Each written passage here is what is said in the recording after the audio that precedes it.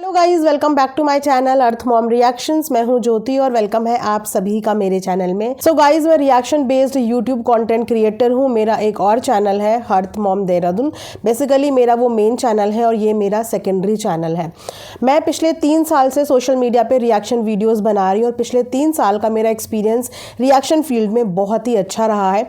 मैंने public content पर हमेशा अपनी राय एक अच्छे शब्दों में प्रस्तुत करी है, जिन चीज़ों को बहुत सारे लोगों ने अप्रिशिएट भी किया है और काफ़ी फ्री महसूस करते थे पिछले 3 साल से रिएक्शन फील्ड में काम करते हुए।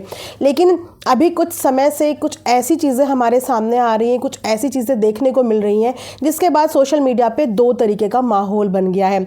एक माहौल बन गया है धमकियों का और दूसरा माहौल बन गया है डर का। ये माहौल बनने का मेन रीज़न ये है कि हमारे सामने कुछ ऐसी वीडियोज़ आ रही हैं, कुछ ऐसे एग्जाम्पल्स देखने को मिल रहे हैं जिसके बाद आम जनता से लेकर आम सब्सक्राइबर से लेकर आम नॉर्मल रिएक्शन चैनल्स तक के अंदर एक डर का, एक खौफ का माहौल बन गया है। इसका रीज़न आप लोगों को मैं बताती हूँ कि बेसिकली सोशल मीडिया पे चल क्या रहा है। जैसे कि मैंने बोला कि मैं सोशल मीडिया पे पिछले 3 साल से काम कर रही हूँ और पिछले 3 साल में मैंने कभी भी ऐसा कोई भी एक्सपीरियंस नहीं लिया। बहुत ही ईजी वे में ये मेरी रिएक्शन की जर्नी गई है, जहाँ पे कभी किसी ने किसी को धमकाया नहीं, कभी कोई किसी के दरवाजे पे नहीं पहुँचा, कभी किसी ने किसी को personal attack, personal harm, personal defamation करने की कोशिश नहीं करी। मैंने यूट्यूब पे देखा है कि आपस में लोगों की कंट्रोवर्सीज होती हैं, लड़ाई झगड़े होते हैं, लेकिन वो हमेशा वीडियो तक ही सीमित होते हैं। ना मैंने कभी किसी व्लॉगर को किसी के घर के दहलीज, किसी के घर के दरवाजे पे पहुंचते हुए देखा, ना ही मैंने कभी किसी रिएक्शन को किसी के दरवाजे पे या फिर रिएक्शन रोस्ट कम्युनिटी या फिर यूट्यूब पे जो भी कंटेंट क्रिएट कर रहा है उसके दरवाजे पे किसी को पहुंचते हुए देखा। लेकिन अभी पिछले 3-4 दिन से, या ये बोलिए कि पिछले 1-2 महीने से कुछ ऐसी चीज़ें देखी हैं जिसे देखने के बाद हमें अनसेफ फील हो रहा है। येस, ये बोलने में मुझे बिल्कुल भी हिचकिचाहट नहीं है, क्योंकि यहाँ पे तमाम ऑडियंस जो इस कॉन्ट्रोवर्सी को इस वक्त पे देख रही है, उनमें से बहुत सारे लोग इस समय पे अपने घर पे ही अनसेफ फील कर रहे हैं। बहुत सारे साथ के रिएक्शन वाले भी खुद को अनसेफ फील कर रहे हैं और उसका एकमात्र रीज़न है कि अभी हाल ही में एक ऐसा सीन हमारे सामने आया जहाँ पे हमें देखने को मिला कि एक व्लॉगर अपने साथ कुछ लोगों को लेके किसी के घर पे रात के 10 बजे पहुंच जाती हैं और वहां पे रात के 10 बजे पहुंचने के बाद वो वहां से वीडियो शूट करती हैं और वीडियो बना के सोशल मीडिया पे पब्लिक करती हैं। और जब उन्होंने वो वीडियो सोशल मीडिया पे पब्लिक करी, इन चीज़ों को लोगों ने अप्रिशिएट नहीं किया, क्योंकि ये एक गलत तरीका था किसी को भी अप्रोच करने का। मैं अपनी तरफ से ये भी मानती हूँ कि रोस्टिंग कम्युनिटी हो, रिएक्शन कम्युनिटी हो, जब भी कोई अपना तर्क रखता है या अपनी बात रखता है, हमेशा हर किसी को किसी का तर्क, किसी की बात पसंद आए ये ज़रूरी नहीं होता।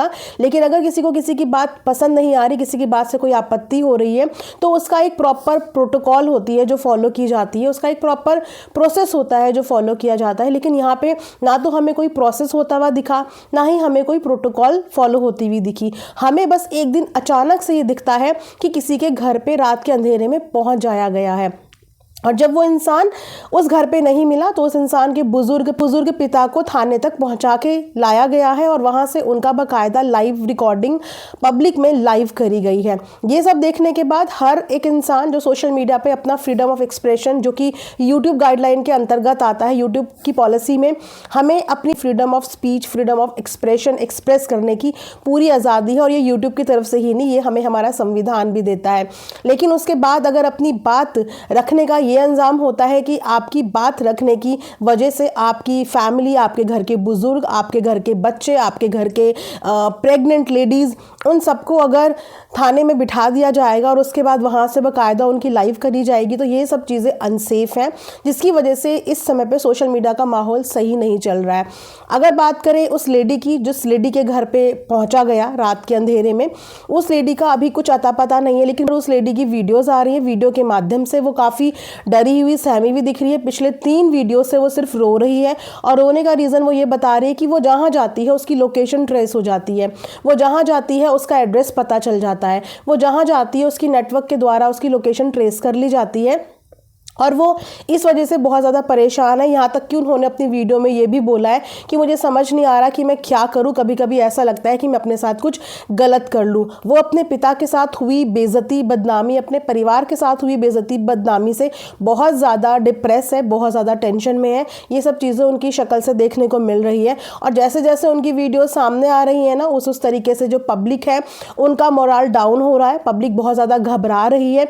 हर एक सब्सक्राइबर को, हर एक लिखने वाले को इस बात की टेंशन हो रही है कि अगर आज ये हो सकती है तो कल ये हम भी हो सकते हैं।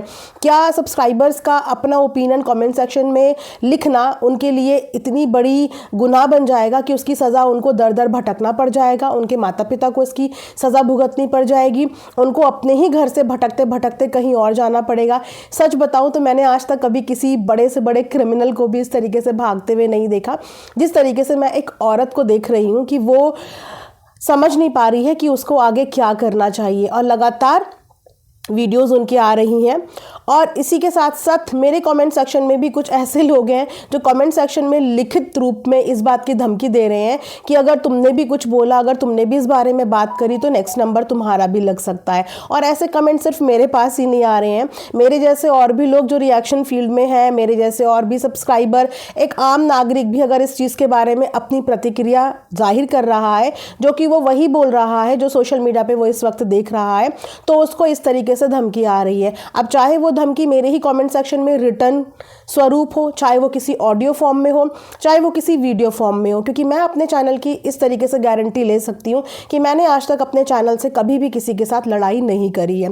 मेरे लिए बहुत सारे लोगों ने बहुत तरीके की वीडियोस भी बनाई हैं, लेकिन आज तक मेरी वीडियो में कभी भी किसी की वीडियो का कोई भी जवाब नहीं आया है। ये मेरे पूरे 3 साल का रिकॉर्ड है कि मैंने आज तक ना कभी किसी से लड़ाई करी है, ना कभी किसी को अपशब्द बोला है, ना कभी भी कोई भी आपत्तिजनक हरकत करी है जिसकी वजह से मुझे शर्मिंदा होना पड़े या जिसकी वजह से मुझे शर्मसार होना पड़े। लेकिन उसके बावजूद मेरे इतने सरल शब्दों में की हुई बातें, मेरी इतनी सरल शब्दों में बोली हुई बातें भी अगर धमकियां का कारण बन रही है, तो फिर आप बताइए कि और किस तरीके से इंसान अपने एक्सप्रेशन एक्सप्रेस कर सकता है।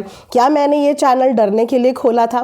क्या मैंने ये चैनल अपनी ज़ुबान बंद करने के लिए खोला था? मैंने बड़े से बड़े व्लॉगर के ऊपर रिएक्शन दिया है, लेकिन उसके बावजूद कभी किसी ने मेरी ज़ुबान को बंद नहीं किया। कभी कोई मेरे कमेंट सेक्शन में ये धमकाने नहीं आया कि अगर तुमने कुछ बोला तो फिर तुम्हारे साथ ऐसा हो जाएगा। लेकिन पिछले 3-4 दिन से इस तरीके के कमेंट्स का मुझे सामना करना पड़ रहा है। तो यस, अगर आप लोग कमेंट के माध्यम से मुझे डराना चाहते हैं तो सॉरी, मेरे पास फ्रीडम ऑफ स्पीच है, फ्रीडम ऑफ एक्सप्रेशन है। मैं अपनी बात रखूंगी और इसी लहजे में रखूंगी जिस लहजे में मैंने हमेशा से रखा है। ना मैंने कभी किसी से लड़ाई की है, ना मेरी वीडियो में मैंने आज तक किसी इंसान का नाम लिया है। लेकिन हाँ, मेरे लिए बाकायदा वीडियोस भी बनी है, मेरे लिए बाकायदा इस तरीके की कमेंटबाजी भी हो रही हैं, तो मेरे कमेंट सेक्शन में भी हो रही हैं। तो आप जितना कर सकते हैं आप करिए, लेकिन मैं जो सोशल प्लेटफॉर्म पे देखूंगी, मुझे लगता है कि मुझे वो बोलना चाहिए और निडरता के साथ बोलना चाहिए, और मैंने हमेशा से यही किया है। तो अभी फ़िलहाल मैं देख रही हूँ एक औरत जो रिएक्शन देती थी, यूट्यूब पे कंट्रोवर्सी उसकी चल रही थी, लेकिन आज वो औरत पर्सनल लाइफ में इधर से उधर भटक रही है, रो रही है, बहुत परेशान है। और कहीं ना कहीं मुझे डर ये भी है कि जिस परेशानी में वो इस समय पे है, कहीं ना कहीं इंसान के अंदर ये डर होता है कि वो अपने आप को कहीं कुछ कर ना ले। और ये सब चीज़ें देखने के बाद ऑडियंस बहुत ज़्यादा परेशान है। तो मैं अपनी वीडियो के माध्यम से यही बोलूँगी कि प्रशासन पर भरोसा रखिए, भरोसा बिल्कुल भी डगमगाइए मत। सत्य की हमेशा जीत होती है, सच के रास्ते मुश्किल होते हैं, लेकिन हमारा लॉ, हमारे कानून इतना भी कमज़ोर नहीं है कि वो आपको न्याय ना दे। सिर्फ भरोसा रखने की ज़रूरत है। मुझे अपने प्रशासन पे, अपने कानून व्यवस्था पे पूरा पूरा भरोसा है। मैंने आज तक कभी किसी भी नियम का उल्लंघन नहीं किया है, चाहे अपनी वीडियो के माध्यम से हो, चाहे अपनी निजी ज़िंदगी में हो। आज तक मैंने कभी अपने चैनल से किसी के लिए गलत शब्द, किसी को धमकी, किसी को डराना, कभी भी ऐसा नहीं किया है। इंसाफ होगा। मुझे अपनी कानूनी व्यवस्था पे पूरा भरोसा है, और आप लोगों से भी मैं यही बोलूँगी कि आप भी भरोसा रखिए। जो होगा अच्छा होगा और अच्छा ही होगा। रास्ते कठिन हो सकते हैं लेकिन नामुमकिन नहीं हो सकते। आप अपने एंड पे जिस तरीके से बोलते हैं उस तरीके से अपना पक्ष अपनी सूझबूझ के हिसाब से जो आप देख रहे हैं, जो महसूस कर रहे हैं, उस पे आपकी बोलने की पूरी आज़ादी है। बाकी धमकी वालों को मैं बोलना चाहूँगी, आप लोग बिल्कुल मेरे कमेंट सेक्शन में एक नहीं 10 आईडी से धमकी दीजिए। सवाल इस वक्त पे ये उठ रहा है कि लोग अपने घरों के अंदर अपने आप को सुरक्षित महसूस नहीं कर रहे हैं। मुझे ऐसा लगता है कि कोरोना कार्यकाल के टाइम पे भी लोग ने अपने आप को क्वारंटीन कर लिया था ये सोच के कि हमारे घर से सेफेस्ट प्लेस हमारे लिए कोई हो नहीं सकती। इतनी महामारी उस समय पे फैल गई थी, इतने लोगों ने अपनों को खोया, लेकिन उसके बाद भी उस बीमारी से अगर कोई बचा सकता था तो वो हमारा खुद का घर बचा सकता था।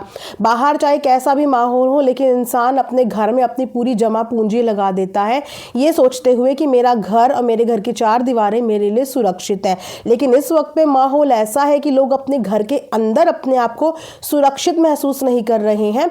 ऐसा प्रतीत हो रहा है उनको कि कब कहाँ कौन सी घंटी मेरे घर पे बज जाए और कब मेरे घर पे रात के अंधेरे में, चाहे वो रात के 10 बज रहे हो, चाहे रात के 12 बज रहे हो, चाहे रात के 2 बज रहे हो, कोई भी कभी भी आके मेरे घर की घंटी खटखटा सकता है। लोगों के घर में बुजुर्ग भी हैं, लोगों के घर में प्रेग्नेंट लेडीज़ भी हैं, लोगों के घर में छोटे बच्चे भी हैं, बहुत सारी सिंगल पेरेंट लेडी भी हैं। तो इस तरीके का डर के माहौल के आगे ऐसा लग रहा है कि कहीं ना कहीं कुछ तो कमी रह रही है, कुछ ना कुछ तो ऐसी चीज़ हो रही है कि इतनी डरावनी चीज़ें सोशल मीडिया पे देखने को मिल रही है। मतलब ये पहली बार ऐसा हो रहा है। तो मुझे लगता है कि इसके लिए ज़रूर हमारी सरकार को हमारे कानून की नज़रों में ये चीज़ें आनी चाहिए कि क्या वाकई में आम इंसान अपने घर में सुरक्षित नहीं है। घर को एक सेफेस्ट प्लेस बोला जाता है, तो क्या वाकई में हम लोग सुरक्षित नहीं हैं? आप में से कितने लोग ऐसा फील कर रहे हैं कि आप अपने घर के अंदर सुरक्षित नहीं हैं? प्लीज़ कमेंट सेक्शन में कमेंट करके ज़रूर बताना। और अगेन लास्ट में यही बोलूँगी कि विश्वास और भरोसा रखिए,